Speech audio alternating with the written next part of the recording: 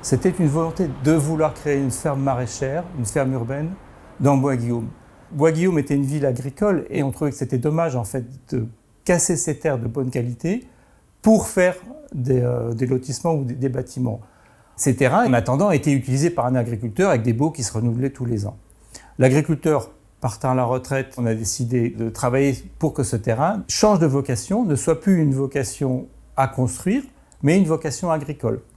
On va louer le terrain au prix du terrain agricole. On fait ce qu'on appelle un bail rural à conditions environnementales, dans lequel on a rajouté un certain nombre de clauses, le respect du cahier des charges de l'agriculture biologique, le non-travail du sol et l'entretien des haies, donc le maintien de la biodiversité. Le labour, ça détruit le sol au fur et à mesure des années. Donc il faut absolument éviter des outils mécaniques dans le sol. Donc nous, c'est ce qu'on va essayer de faire dans notre pratique. Et pour ça, on va utiliser des couvertures plastiques, de la paille, du compost de déchets verts et d'autres matières végétales.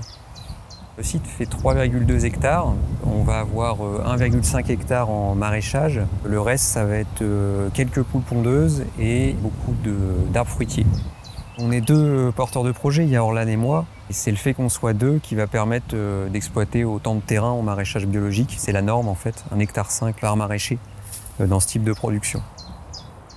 Ce projet répond à des objectifs du PAT métropolitain en faisant de la production locale.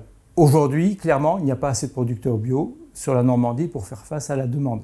Et l'intérêt d'avoir un agriculteur de proximité, ça peut aussi montrer qu'il y a des bons légumes, des légumes locaux, des légumes de saison. C'est beaucoup plus gratifiant d'aller acheter en fait ces légumes directement à son producteur que d'acheter un truc emballé dans un supermarché. Il y a 51 variétés de légumes différents, donc on est vraiment diversifié. Ça va aller des légumes ratatouille classiques, tomates, poivrons, aubergines, concombres, courgettes, à tout ce qui est gamme d'automne, donc différents types de courges, de l'aromatique, des pommes de terre, des poireaux, des carottes, du panais, des choux, de la salade aussi. Dans 3 ans, on arrivera, on espère, à 40 tonnes de légumes par an. Ça peut subvenir aux besoins de 250 familles.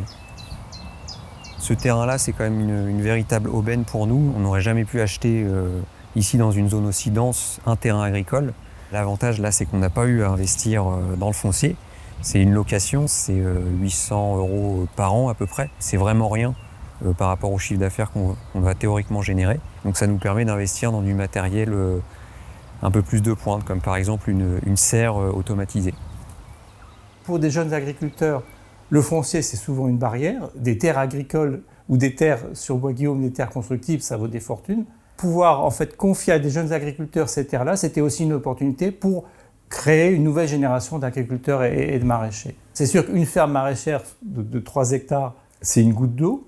Mais ce qu'on espère, c'est que cette goutte d'eau va provoquer un phénomène d'entraînement. Et de montrer que c'est possible, c'est important aussi.